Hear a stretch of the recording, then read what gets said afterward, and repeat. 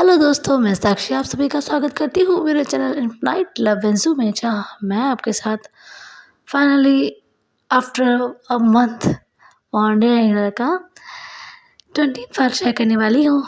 Late आने के लिए क्षमा प्रार्थी हूँ, पर जैसा कि मैं बता चुकी हूँ यहाँ कुछ इश्यूज चल रहे थे तो मैं रिकॉर्डिंग नहीं कर सकती थी। सो मुझे माफ़ कीजिए एंड हम एपिसोड की तरफ बढ़ते हैं। पिछले एपिसोड में हमने देखा कि सारू शोविन को बताता है कि जिस फैमिली में अभी वो रह रहा है ये इसकी रियल फैमिली नहीं है और ये यहाँ का फॉस्टर चाइल्ड है। इसकी फैमिली, इसके पेरेंट्स, ग्रैंड पेरेंट्स को तो कई सालों पहले ही मार दिया गया था और वह ये सब सुन के बहुत ही ज़्यादा शॉक्ड हो गया था। उसने इतना सब एक्सपेक्ट नहीं किया था कि ऐसा भी कुछ रहा होगा। पर कहानी की शुरुआत यहाँ से नहीं होती। कहानी की शुरुआत हमारे देखुन और फई से होती है, जो कि कार में होते हैं और घर जा रहे होते हैं। वो देखुन को उसके घर ड्रॉप कर के अपने घर जा रहा होता है जहाँ वो रहता था। देखुन के तो आज रंगो ढंग ही बदले बदले लग रहे थे। वो कार की सीट से अपना सिर टिकाकर आंखें बंद करके कुछ सोच रहा था। बीते दिनों आज जो कुछ भी जितने पल भी उसने भाई के साथ बिताए वो सब चीज़ें वो सोचे जा रहा होता है और उसके चेहरे पर बहुत ही ज़्यादा प्यारी स्माइल होती है और फ़ायदा बीच बीच में उसे ऐसे देखे जा रहा होता है। फिर वो कहता है, क्या बात है भैया, उतनी देर से देख रहा हूँ आपको, जैसे स्माइल तो जा ही नहीं रही है। देखुन अपनी आंखें खोलता है और कहता है, इट्स नथिंग, सामने देख के गाड़ी चलाओ, मुझे नहीं मरना अभी। वही कहता है, डोंट वरी, मैं आपको ऐसे थोड़ी ना मरने दूंगा। देखुन कहता है, shut up, please focus on your life. वो कहता है, ओके ओके। उसके बाद वो देखुन की तरफ एक बार देखता है जिसने वापस से अपनी आंखें बंद कर ली होती है और फिर ऐसे ही बोलता है, लड़के का चक्कर बाबू भैया, लड़के का चक्कर। वो जो देखुन होता है अपनी आंखें खोलता है और उसकी तरफ देखता है, कहता है, बेवकूफ़, वो औरत का चक्कर होता है।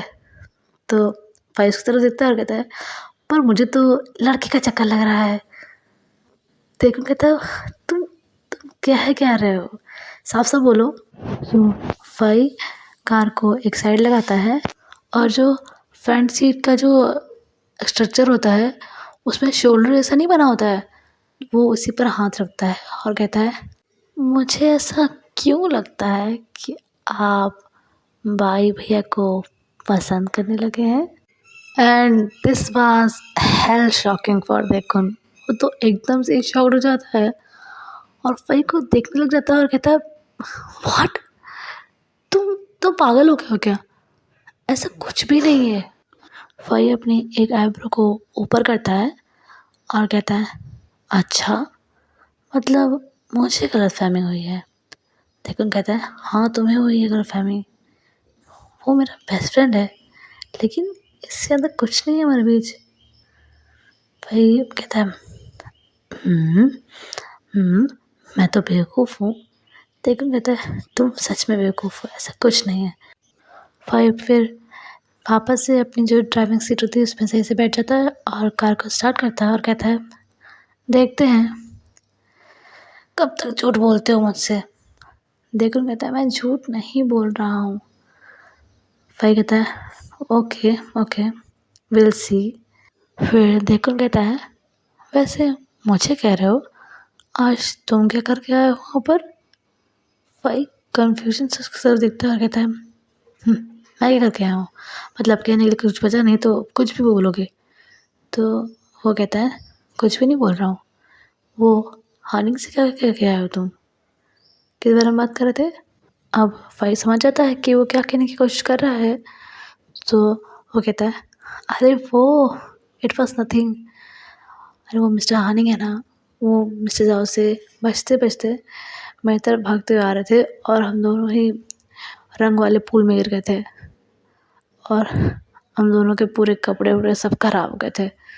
So that was quite interesting, quite funny for me. So that was the case.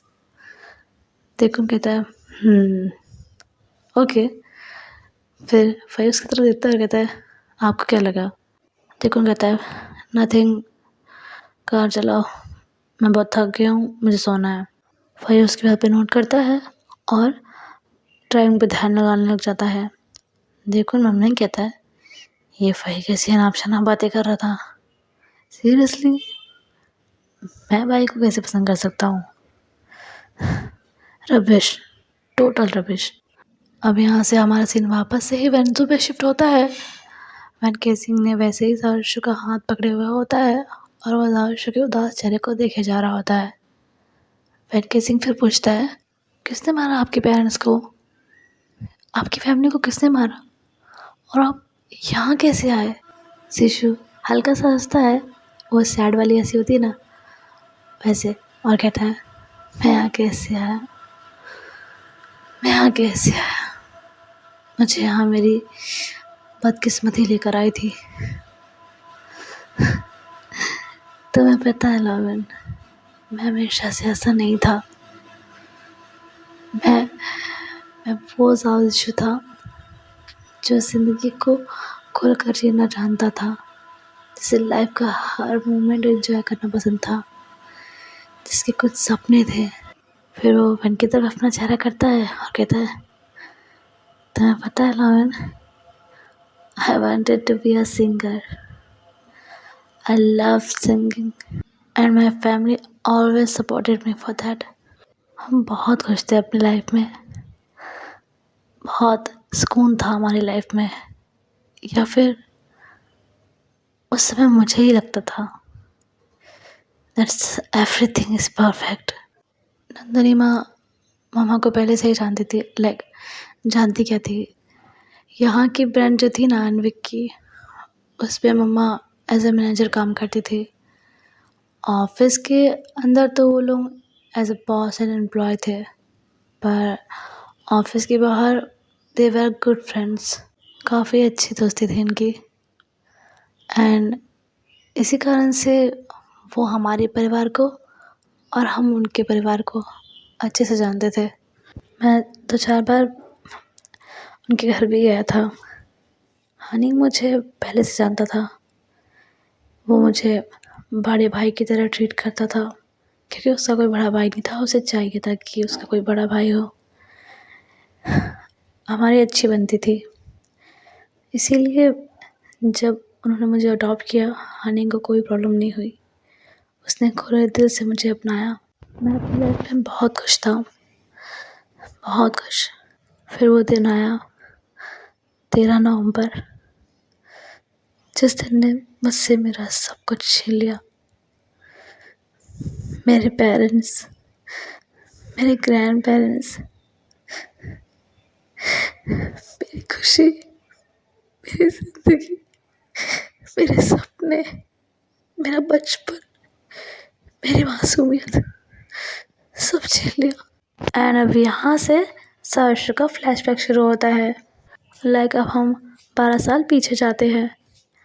हमें बहुत ही खूबसूरत सा घर दिखाया जाता है, जो कि ज़्यादा बड़ा नहीं था पर ज़्यादा छोटा भी नहीं था, ठीक ठाक घर था। उस घर के आसपास बहुत सारे पेड़ पौधे थे, जो उस घर की खूबसूरती को और भी ज़्यादा बढ़ा रहे थे। हमें उसी घर के एक रूम को दिखाया जाता है, जहाँ सारुशु बहुत ही नर्वस होकर इधर से उधर घूम रहा होता है और अपने नेल्स को चबा रहा होता है। तभी उसकी मामा रूम में आती है और कहती है शिशु अभी तक तैयार नहीं हुए। शिशु उनकी तरफ देखता है और कहता है मम्मा मुझसे नहीं होगा, ये मुझसे नहीं होगा। उसकी मामा उसके पास आती है और कहती है क्या क्या सुना मैंने, तुमसे ये नहीं होगा? शिशु कहता है हाँ हाँ मुझसे नहीं होगा मम्मा, प्लीज़, क्या सिर्फ आज के लिए मैं घर पे नहीं रह सकता, मुझे स्कूल ले जाना, प्लीज़ प्लीज़ प्लीज़। मैं इतने सारे लोगों के समक्ष कैसे गाना गाऊंगा, मुझे तो सोच के भी घबराहट हो रही है। उसकी मम्मा फिर घुटनों के बल बैठ जाती है और कहती है शिशु बच्चा, ये तो कुछ भी नहीं है, बड़े होकर जब तुम बड़े से सिंगर बन जाओगे तो कॉन्सर्ट में तो इससे भी बहुत ज़्यादा लोग आएंगे, इसलिए तुम्हें अभी से ही प्रैक्टिस करनी चाहिए। और कुछ नहीं होता बच्चा, ये समझ लेना कि तुम क्लास में खड़े होकर कोई सिलेबस सुना रहे हो, जैसे क्लास में सुनाते हैं ना, सोच लेना कुछ नहीं होता। ऋषि फिर कहता है, मम्मा पर मुझे बहुत डर लग रहा है, मैं बीच में अटक गया तो। वो कहती है, नहीं अटकोगे, ठीक है, तुमने इतनी अच्छी प्रैक्टिस की है, मैं तो मान ही नहीं सकती तुम मुझे बोल रहे हो। Relax, take a deep breath and go for it. बच्चा देखो, शुरू में नर्वसनेस होगी, पर एक बार तुम गाना गाना शुरू कर दिए ना तो सब कुछ ए बन जाएगा। तुम वहाँ पर बैठे हो और लोगों को मत देखना, उस सपने को देखना जिसे तुमने खुली आंखों से जिया है, ठीक है। आदत डालो इस चीज़ की। बड़े होकर फिर कैसे कॉन्सर्ट अटेंड करोगे जब अभी तुम स्कूल का एक कंपटीशन नहीं अटेंड कर पा रहे। मेरा प्रिय बच्चा हो ना तुम। ऋषु फिर हमें से हिलाता है। उसकी मम्मा कहती है, दैट्स लाइक माई बॉय, चलो अब जल्दी से रेडी हो जाओ। ऋषु कहता है ठीक है। फिर वो अपनी मम्मा को गले लगा लेता है और कहता है, लव यू मम्मा। कहती है, लव यू मेरा बच्चा, अब जल्दी से तैयार हो जाओ। फिर ऋषु उनसे अलग होता है और कहता है, आप लोग आएंगे ना वहाँ पे। वो कहती है, हाँ बेटा ज़रूर आएंगे, तुम्हारा फर्स्ट कॉन्सर्ट देखने। ऋषु हल्के से ब्लश करता है और कहता है, ठीक है, आप जाइए, मैं तैयार होके आता हूँ। वो कहती है ठीक है। अब हमें कुछ समय बाद का सीन दिखाया जाता है। ऋषु तैयार होकर नीचे आ जाता है और उसी समय उसके दादाजी यानी कि उसके दादू और दादी मंदिर से आए होते हैं। वो दोनों ही ऋषु को अपने पास बुलाते हैं। ऋषु उनके पास जाता है और उन्हें ग्रीट करता है। वो दोनों ही उसके सर पे हाथ रखते हैं और कहते हैं, देखना आज का कंपटीशन तो हमारा बच्चा ही जीतेगा। ऋषु कहता है, पता नहीं, मैं तो अभी भी बहुत नर्वस हूँ दादू। उसके दादू कहते हैं, ठीक है, आप भी नर्वस होना चाहते हो तो हो लो आराम से, लेकिन कंपटीशन के टाइम में नो नर्वसनेस, ओके। हमारे घर की कंपटीशन की ट्रॉफी लेकर आना तुम, ओके। तो उसकी दादी कहती हैं, आप बच्चे को डरा रहे हैं। वो कहते, डरा कहाँ रहा हूँ, मैं तो बस बोल रहा था। तो शिशु जो होता है वो हंसने लग जाता है हल्के से। तो उसके दादाजी कहते हैं, तुम क्यों हंस रहे हो, बहुत हंसी आ रही है ना, जब तुम्हारी शादी होगी ना तब तुम्हें पता चलेगा कि आपकी वाइफ आपको कितना कंट्रोल में रखती है। शिशु वैसे ही स्माइल के साथ कहता है, मैं शादी ही नहीं करूँगा। तो उसके दादाजी कहते हैं, सब यही कहते हैं, पर तू चिंता मत कर, तेरे लिए ना मैं चाँद सी दुल्हन लेकर आऊँगा, जो तेरी दादी की तरह तो बिल्कुल नहीं होगी। उसकी दादी जो होती है वो उनको कोहनी से मारती है और कहती है, तुम बस मुझे मिलना बाद में अकेले। तो वो कहते हैं, मैं तो मजाक कर रहा था। शिशु को बहुत ही तो हंसी आ रही होती है, पर वो बस अपनी हंसी को कंट्रोल कर रहा होता है। तभी वहाँ पर शिशु की मम्मी आती है और उन सभी को ब्रेकफास्ट के लिए कहती है। वो सभी ब्रेकफास्ट करने लग जाते हैं और जो शिशु के डैड थे वो आज काफ़ी परेशान लग रहे थे। शिशु उन्हें देख रहा होता है और कहता है, पापा।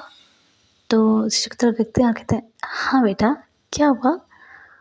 वो कहता है, कुछ हुआ है क्या, आप काफ़ी परेशान लग रहे हैं।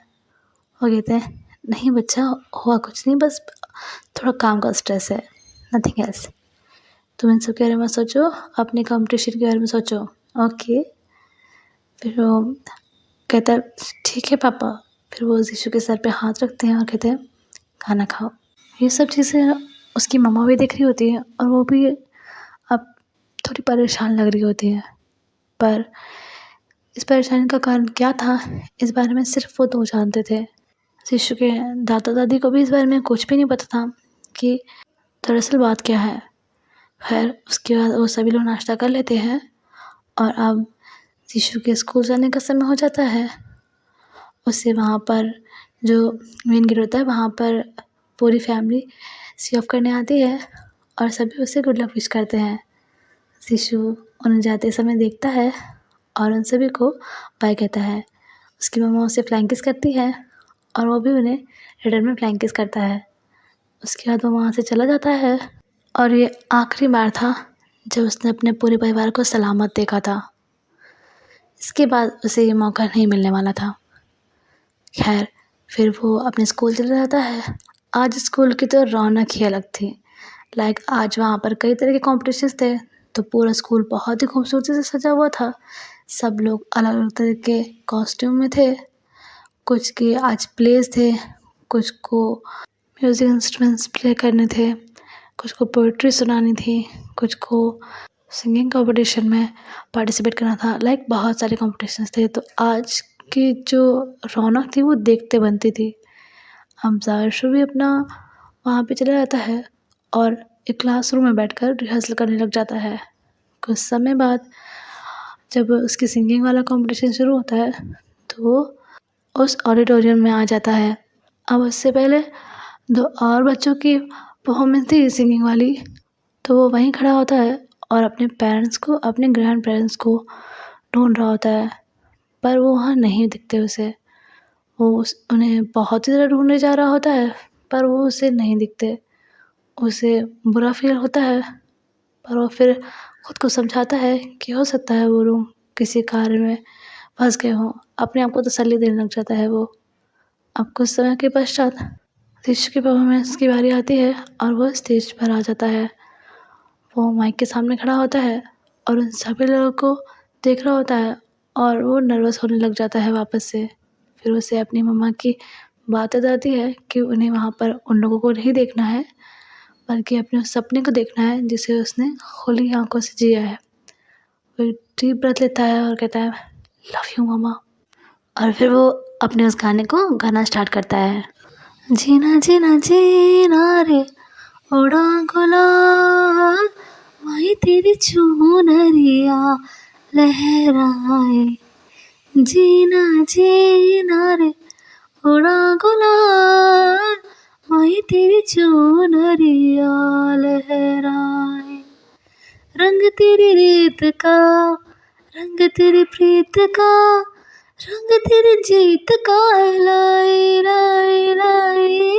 रंग तेरी रीत का, रंग तेरी प्रीत का, माए तेरी चुनरिया लहराए। जब जब मुझ पे उठा सवार, माए तेरी चुनरिया लहराए। जीना जीना रे उड़ा गुलाल, माए तेरी चुनरिया लहराए। स्टोरी कंटिन्यू करने से पहले मैं आप सब लोगों से माफ़ी चाहती हूँ अगर मैंने गाने में थोड़ी भी गलती कर दी हो। बस एट दिस पॉइंट स्टोरी के हिसाब से मुझे लगा कि मुझे ये गाना गाना चाहिए। अब सिचुएशन तो आप सब जानते हैं कि आगे क्या होने वाला है। सो उस हिसाब से मुझे लगा कि मुझे गाना गाना चाहिए, सो मैंने गा दिया।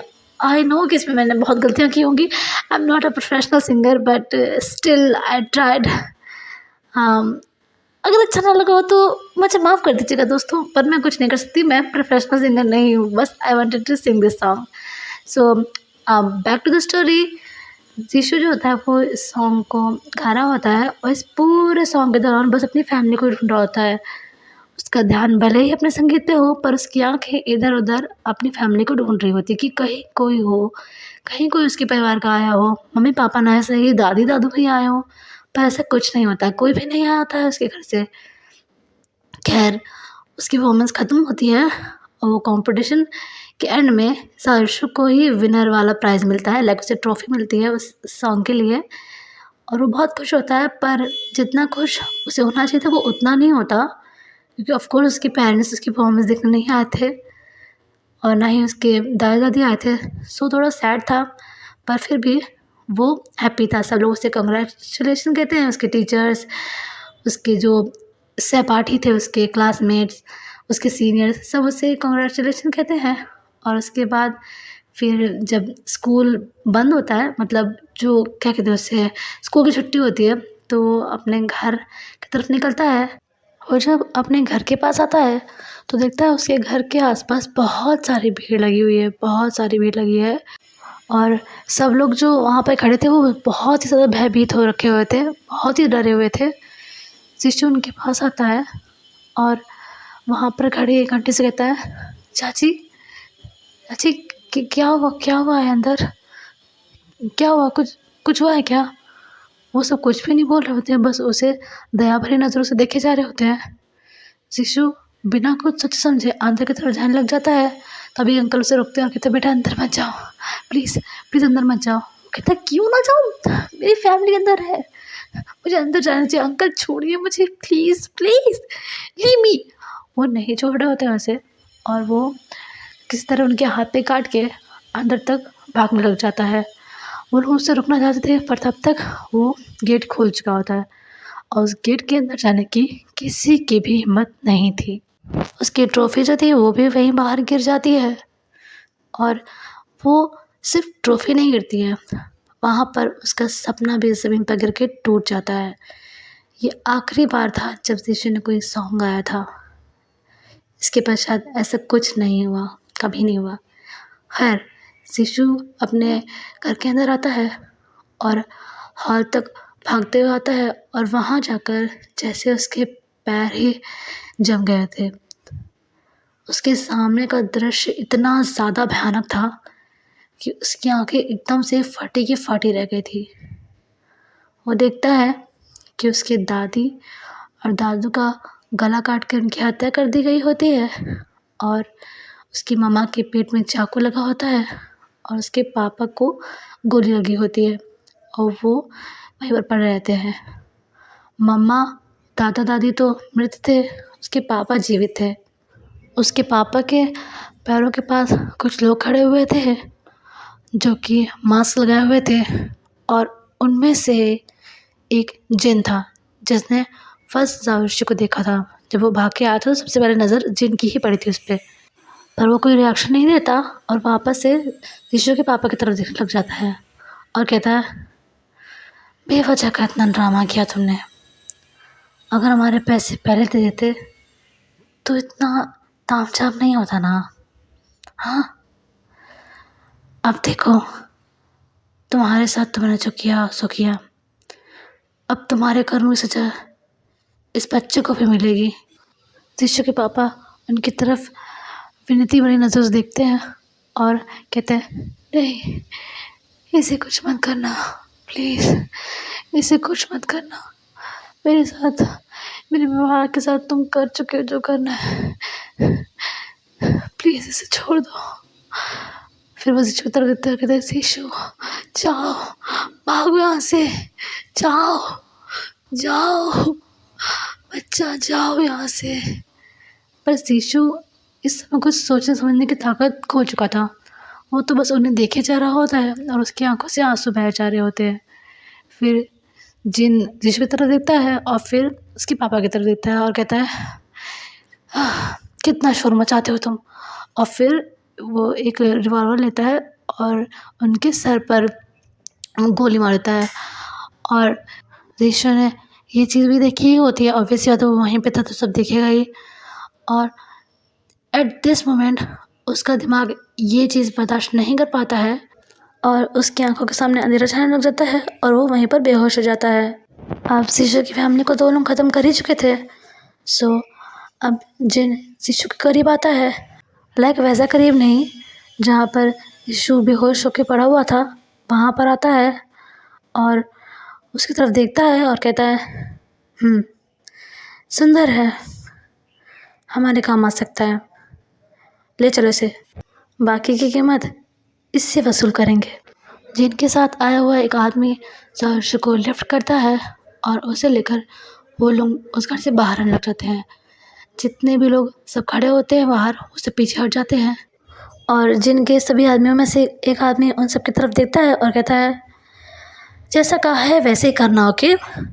किसी ने भी अपनी ज़बान खोलने की कोशिश की तो याद रखना तुम सबके भी बाल बच्चे होंगे, उनके साथ इससे भी बुरा होगा, और जैसा कि इस परिवार के साथ हुआ है उससे ज़्यादा तुम सबके साथ होगा, तो अपना मुंह बंद रखना। ये कहकर वो आदमी और वो सभी लोग वहाँ से चले जाते हैं। वो सब गाड़ी के पास आते हैं और वहाँ पर रहीम चाचा खड़े होते हैं। वो उन सबको देखते हैं और कहते हैं, ये किसे ले आए, ये बच्चा किसका है, क्या क्या करके आए तुम लोग? हाँ, उन सभी ने ब्लैक कलर की ड्रेस पहनी होती है, तो उस पे उन्हें खून नहीं दिख रहा होता है, उन्हें सिर्फ इस समय सर्वस्व दिख रहा होता है, जो कि बेहोश उस आदमी की गोद में था। वो बहुत ही ज़्यादा वरिड हो रहे होते हैं और कहते हैं, आप आप लोग आप लोग तो अपने पैसे लेने गए थे ना? क्या क्या क्या करके आए हैं आप लोग? जिन उस तरह देखता है और कहता है, कत्ल करके आए हैं। और कुछ? दिमाग खराब ना करो और गाड़ी में बैठो। वो कहता है, कत्ल करके आए हैं? और ये बच्चा, ये बच्चा किसका है? खुदा का कुछ तो खौफ कीजिए, क्या कर रहे हैं? जिन उसकी गर्दन पकड़ता है और कहता है, यहाँ मेरे सामने ना ज़्यादा ज्ञान की बातें मत कर, वरना जैसे उस आदमी को मार के आना, तेरी खोपड़ी भी यहीं खोल दूंगा, समझा?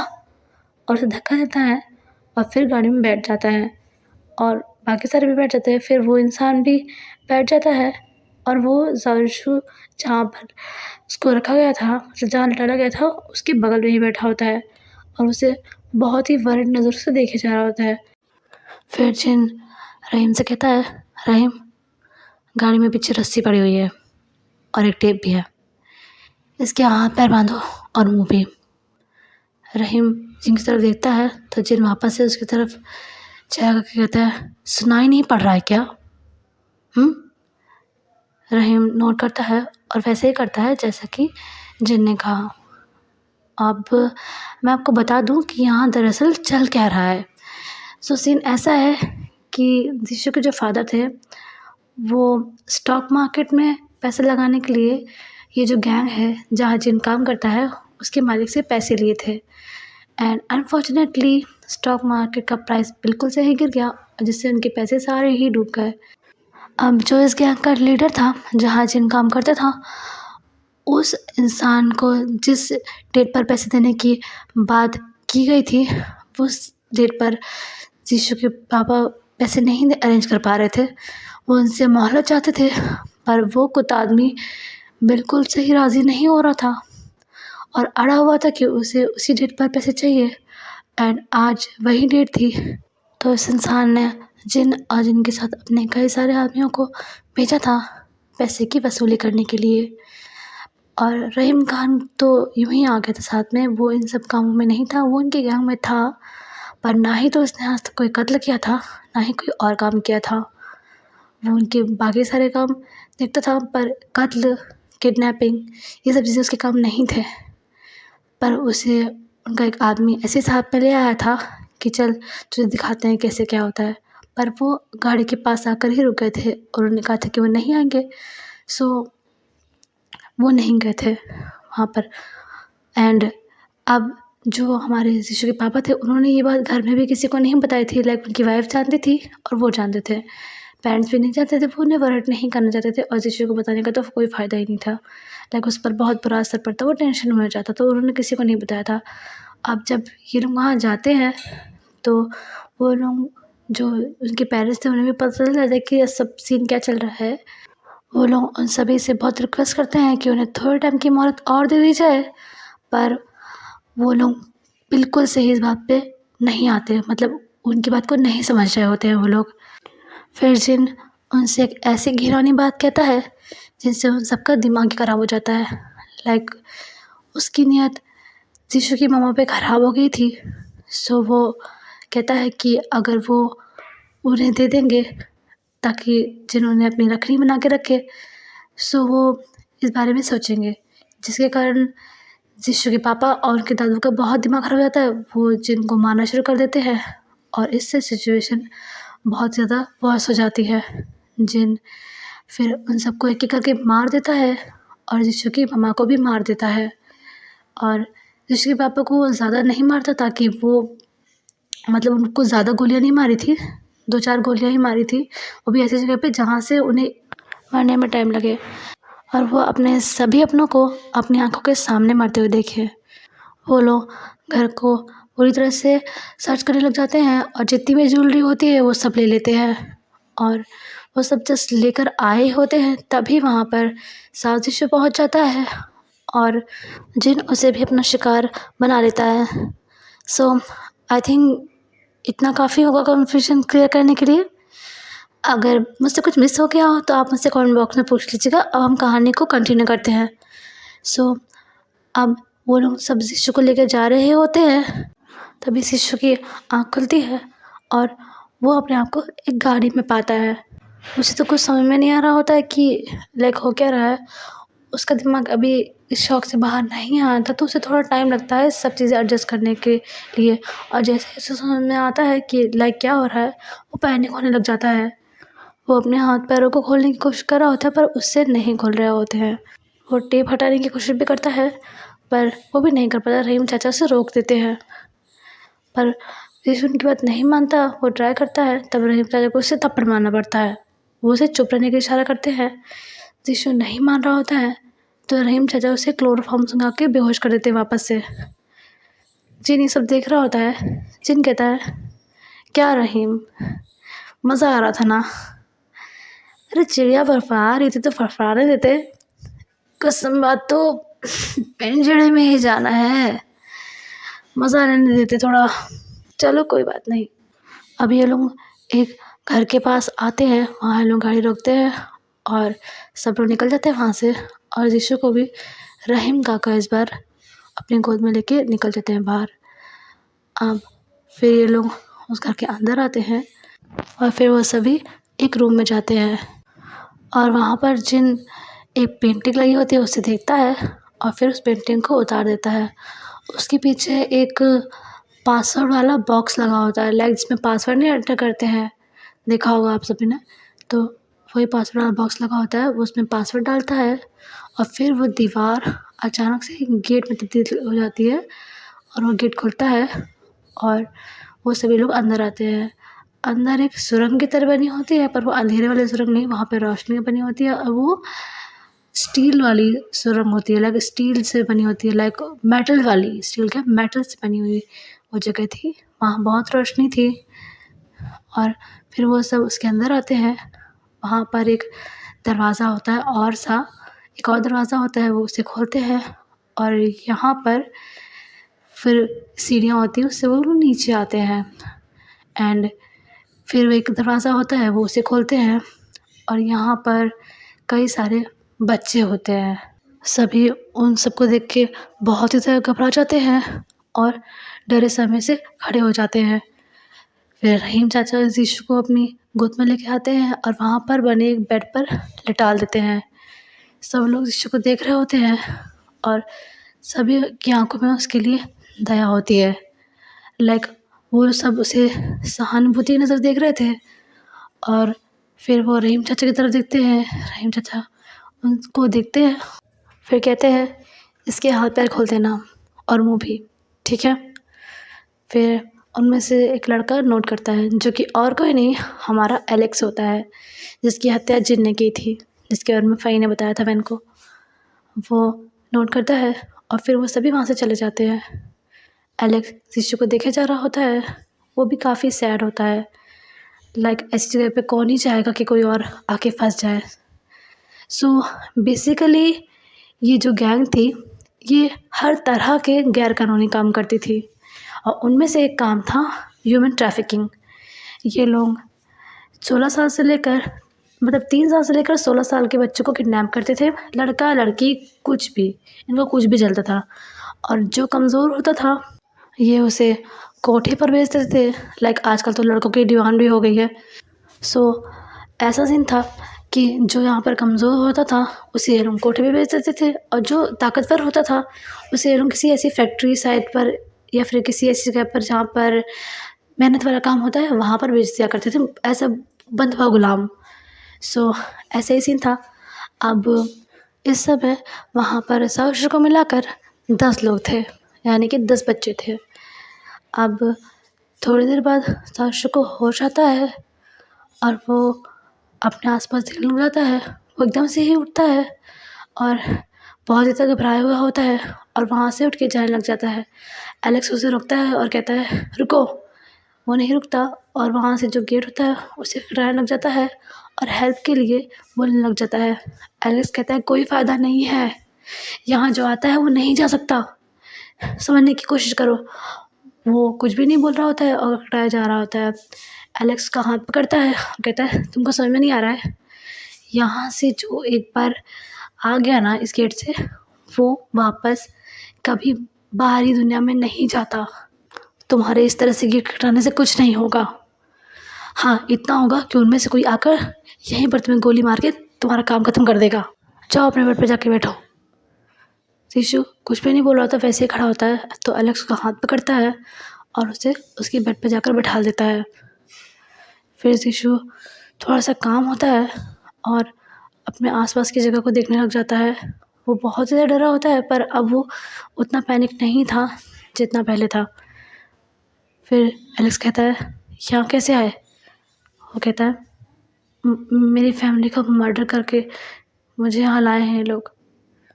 वो कहता है मर्डर? यीशु कहता है हाँ, मुझे यहाँ नहीं रहना है, मुझे यहाँ से जाना है, मुझे नहीं रहना है यहाँ पे। एलेक्स कहता है देख मेरे भाई, यहाँ से जाने का कोई रास्ता नहीं है। जब मैं आया था मैंने भी बहुत ट्राई किया था और उसे देख, उसने तो आज ही ट्राई किया है और देख उसके साथ क्या किया है लोगों ने। फिर यीशु उस तरफ देखता है जहाँ पर एलेक्स इशारा कर रहा होता है और यहाँ पर हमारे वैन के सिंह को दिखाया जाता है। वैन के सिंह के दोनों हाथों को और पैरों को बांधा हुआ होता है, लेकिन ऐसी नहीं कि बिल्कुल टाइट चेन हो। वो चेन ने जब जस्ट उसके हाथ पैर को ही बांधा हुआ होता है और वो बेड पे ऐसे ही लेटा हुआ होता है, लेटा के बेहोश हुआ होता है। उसके हाथ पैर पे बहुत चोट लगी होती है, लाइक नीले पड़ चुके होते हैं उसके जख्म। उसने टी शर्ट और शॉर्ट्स पहने हुए होते हैं तो उसके जख्म और भी आसानी से देखे जा सकते थे। अब यीशु बेड से उठता है और उसे देखने लग जाता है और फिर वो एलेक्स की तरफ देखता है और कहता है इसे इतनी चोट लगी है, तुम लोग इसे ट्रीट क्यों नहीं करते? तो एलेक्स कहता है पनिशमेंट है, इसके समीप जो भी गया उसकी हालत भी ऐसे ही करेंगे वो लोग। और ये लड़का, इसने खुद ही सबको मना कर रखा है कि इसके पास कोई ना आए। यीशु कहता है ऐसे कैसे, ये ऐसे तो ये बीमार पड़ जाएगा इतनी चोट के साथ। एलेक्स कहता है जानता हूँ, पर ये लड़का है ही इतना ज़िद्दी, किसी को पास आने नहीं देता। यीशु देखता है कि उसके पास में ही फर्स्ट एड किट रखा हुआ होता है तो वो कहता है पर इसके पास तो फर्स्ट एड किट रखा है, अगर किसी को इतनी दिक्कत है कि इसे ट्रीट ना किया जाए तो फर्स्ट एड किट क्यों रखा है? वो कहता है सज़ा का हिस्सा है, ताकि ये इंसान अपने सामने फर्स्ट एड किट को देखकर अपने गांव का दर्द और भी ज़्यादा महसूस कर सके। यीशु कहता है मैं करूँगा इसे ट्रीट। एलेक्स का हाथ पकड़ता है और कहता है पागल मत बनो, ये लोगों को पता चल गया ना तो तुम्हारे साथ भी यही करेंगे। यीशु उसकी तरफ देखता है और कहता है मैं किसी को तकलीफ़ में नहीं दे सकता, आई एम सॉरी, जो होगा देखा जाएगा। एलेक्स कहता है तुम पागल हो गए हो क्या, तुम्हें पता नहीं ये लोग कैसे प्रताड़ित करते हैं? यीशु कहता है अपने सामने किसी को तकलीफ़ में देखकर भी कुछ ना करने से तो कम ही तकलीफ़ होगी, जो होगा देखा जाएगा। वो तुरंत से ही वैन के पास जाता है जो कि बेहोश होता है और फर्स्ट एड किट उठाता है और वैन के सिंह के पैरों पर मरहम लगाने लग जाता है। अब मरहम की जलन से वैन के सिंह अपने होश में आने लग जाता है हल्का हल्का और वो अपनी आंखें खोल के देखता है तो शिशु को देखता है और this was the first time जब वैन के सिंह ने शिशु को देखा था। उसे देख रहा होता है और फिर एकदम से ही उसे रियलाइज़ होता है कि वो इंसान जो उसके पैरों पर बैठा है वो कर क्या रहा है। वो एकदम से उठता है और कहता है कि क्या कर रहे हो, कौन हो तुम? यीशु कोई जवाब नहीं देता और वैसे ही उसके पाँव पर मरहम लगाया जाता है। मैंने अपने पाँव को थोड़ा पीछे करता है और कहता है देखो ये सब मत करो, जाओ यहाँ से। फिर यीशु कुछ भी नहीं बोल रहा होता है और वापस से वो मरहम लगाने लग जाता है। यीशु के मतलब वैन का पैर अपनी तरफ खींचता है और वापस ही उसे मरहम लगाया जाता है। वैन फिर से अपना पैर खींचता है, उसे दर्द भी होता है। वो कहता है आउच, क्या कर क्या रहे हो यार तुम, जाओ यहाँ से। यीशु एकदम ढेर इंसान की तरह कुछ भी एक्टिंग कर रहा होता है और उसके पैर को पकड़ कर मरहम लगाया जा रहा होता है। वैन फिर थोड़े और प्रेशर के साथ अपने पैर को खींचता है और कहता है देखो तुम्हें ये सब करने की ज़रूरत नहीं है, मुझे किसी की हेल्प की ज़रूरत नहीं है, किसी के एहसान की ज़रूरत नहीं है, जा से अपना काम करो जाके। आज के दिन ही आए हो और ज़्यादा यहाँ पे हीरो बनने की ज़रूरत नहीं है, ओके? फिर वैन एक डीप ब्रेथ लेता है और कहता है देखो मेरी बात सुनो, ये रूम बहुत ही ज़्यादा खतरनाक है। इन्होंने अगर तुम्हें देख लिया ना मेरे साथ ये सब करते हुए तो तुम्हारे साथ भी यही करेंगे ये लोग। फिर वो एलेक्स की तरफ देखता है और कहता है तू खड़ा खड़ा बस देखता ही रहेगा ना, तुझे नहीं करना चाहिए तो अब तूने ऐसे भेज दिया। एलेक्स कहता है मैंने नहीं भेजा, ये खुद आया है। फिर जीशु कहता है जो भी, लेके जा इसको। अरे वो जल्लाद पेंजू आ गया ना तो बहुत गड़बड़ हो जाएगी, आज ही इसका उद्घाटन कर देंगे वो लोग। एलेक्स एलेक्स प्लीज़ लेकर जा। एलेक्स फिर कहता है देखा वो भी ये कह रहा है, अब चलो यहाँ से जीशु, इससे पहले कि कोई आ जाए। जीशु कहता है मैं नहीं जा रहा हूँ, मुझे किसी को तकलीफ में नहीं दिखा जाता। वैन उसकी बात सुनता है और अपना सर पीटता है और कहता है हे भगवान, देखो देखो आई हेट इट, जब कोई मेरी वजह से प्रॉब्लम में पड़ता है तो प्लीज़ प्लीज़ जाओ यहाँ से। वो पेंजू कभी भी आता होगा, तुम जाओ। जीशु नहीं जा रहा होता है तो मैंने कहता है तुमको समझ में नहीं आ रहा है। वो भी आते वो इतना बोलता है तभी उन तीनों की नज़र गेट की तरफ पड़ती है जहाँ पर डुआन पेंजू खड़ा होता है, जो कि वहाँ पर थोड़ी थोड़ी देर में आता रहता था ताकि वो देख सके कि कोई बच्चा यहाँ से भागने का कुछ प्रयास तो नहीं कर रहा है या सब कुछ नॉर्मल तो है, मतलब ठीक तो है। ये सब चीज़ें देखने के लिए वो आता रहता था। अब वो देखता है कि जीशु वैन के पाँव में मरहम लगा रहा होता है, मतलब उस समय तो रुका हुआ था पर हाथ में तो था ना और मरहम उसके, और उसके पैरों पर भी लगा हुआ था वैन केसिंग के। वो देखता है और उसे देखकर वैन केसिंग और एलेक्स दोनों ही बहुत ज़्यादा डर जाते हैं। और जीशु वो उसे देखता है और फिर वापस से वैन के पाँव पर मरहम लगाने लग जाता है। वैन एकदम से ही वापस से अपना पैर पीछे कर लेता है और उधर ही की तरफ देख ही रहा होता है जहाँ पर डुआन खड़ा होता है। एंड फिलहाल के लिए इतना ही गाइस, मैं मिलती हूँ आपको नेक्स्ट चैप्टर में। तब तक के लिए वीडियो पसंद आया हो तो लाइक कर दीजिएगा, चैनल पर नए तो सब्सक्राइब कर दीजिएगा, वीडियो को शेयर कर दीजिएगा और कमेंट में जय लिख दीजिएगा। हाँ मुझे पता है कि आज मैं जो इसके कैरेक्टर्स हैं उन्हें प्रोनाउंसिएट करने में गलती की है, तो मैं उसके लिए बहुत बहुत क्षमा प्रार्थी हूँ। मैं आगे से ध्यान रखूँगी कि ऐसा कुछ ना हो मेरे से। एंड हम मिलते हैं नेक्स्ट चैप्टर में, तब तक के लिए बाय बाय, जय वंशु। और कोशिश करूँगी कि एपिसोड थोड़ा जल्दी ले आऊँ। ओके बाय, जय वंशु।